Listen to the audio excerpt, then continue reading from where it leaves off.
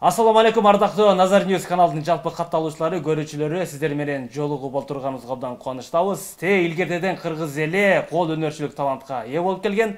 Мына ошол талантты бүгүнкү күнгө чейин токтотпостон улантып келе жаткан бүгүн бизде конокто мейманда Гүлзинат Эргешова. Саламатсызбы? Саламатсызбы? Кандайсыз? Буюрса жакшы. Келе жаткан байрагыңыз менен? Рахмат. Кандай келип алдыңыз? Жакшы. Келиңиз, бүгүнкү темабыз ушул кол өнөрчүлүк жөнүндө болмокчу. Кантип ушул өнөргө ээ болуп калдыңыз? Негизи бул өнөргө арты көп нерсе таасир этет экен, мага болсо бул апамдан өткөн десем болот. Себеби апам өзү колу менен түйчү, кийимдерди бизге түйүп берчү, анан килем таарларды токчу. Ошол нерсе балалык кезимден мага таасир этсе керек. Бирок мен бул нерсени 26-25 жаштарда колго алдым десем болот да, ошондон үйрөнүп баштадым. Келиңиз анда бүгүн эмне жасайбыз? Бүгүн биз заман талабына ылайык тесме жасайбыз. Себеби бизге ушул боюнча буйрутмалар көп болууда. Анан буйрутма берген кишинин карындашы же жубайынын же апасынын аты жазылат. Ал үчүн бизге керектелүүчү нерселер кара шунгит ташы, жипче, андан сырткары ар түрдүү кооздуктагы таштар, Шурулары. же шурулар деп айтабыз. Анан кара түстөгү жиптен жасалган Тесменин башындагы кооздолуучу кооздук болуп эсептелет. Жана тамгалар экен. Жана тамгалар. Баштадык анда. Биринчи биз шуруларды 11ден эсептеп алабыз. Себеби бул 11ден болсо керек. Сен мага жардам берип кой. Мен жардам берип кетейин. Ошондо 33 Жалпысынан бизге 33 таш керектелет. Ошон үчүн 11-11ден 3кө бөлүп алабыз.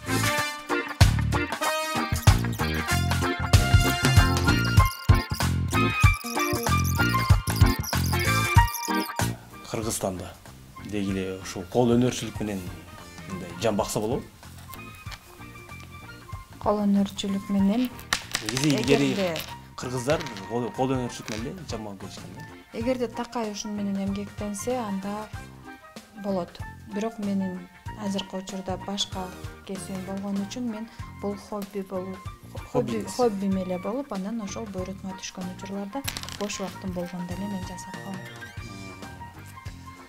Азыр 11де салгандан кийин бул кооздолуучу эмелер 11де салгандан кийин анан мындай гүл түрүндөгү биздин кооздолуучу кооздукту сагабыз.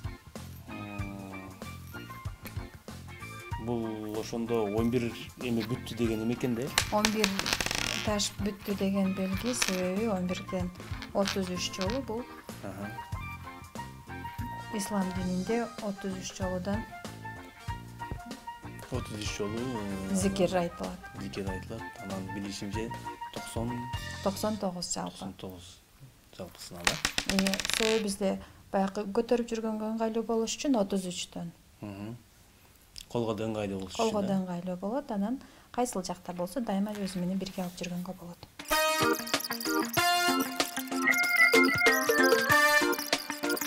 Көрүшлөрдө суроо болушу мүмкүн да. Ошого шуруларды каяктан алат деген суроо жагышы мүмкүн да. Каяктан аласыз буларды? Бул шурулар негизи базарда эле бар да булар, Базарда бар, ооба. Атайын дүкөндөр бар, базар бар. Анан базар Мадинадан алса болот. Дордойдо Жунхайдан алса болот.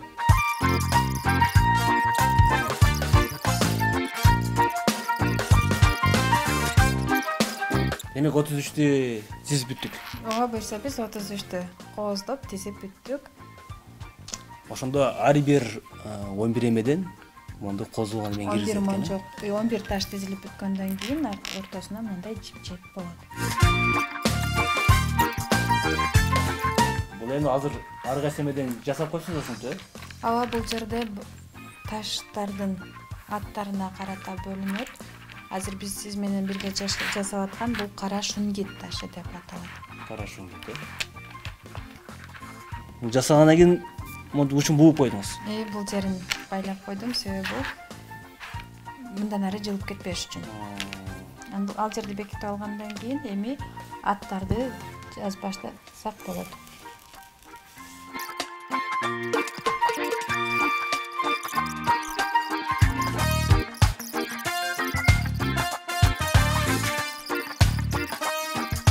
Мына биздин тесмебиздин дагы акыркы иштери калды.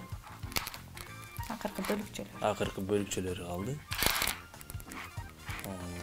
Чачпакты монтуп кийгизген атабыз.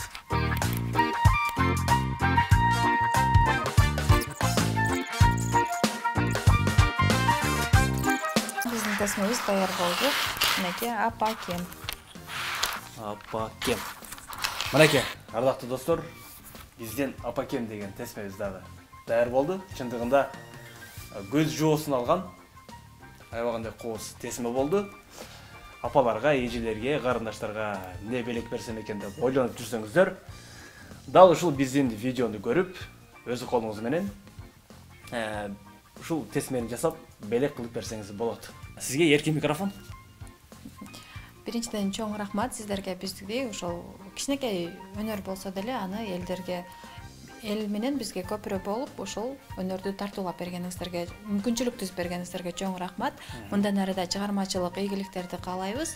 Дайыма келечегиңиздер кең болуп, аудиторияңыздар күндөн күнгө өсө берсин деген тилектебиз. Рахмат. Достор, биз сиздер менен коштошобуз. Кайрадан кийинки берүүдөн жолукканча саламат болуңуздар.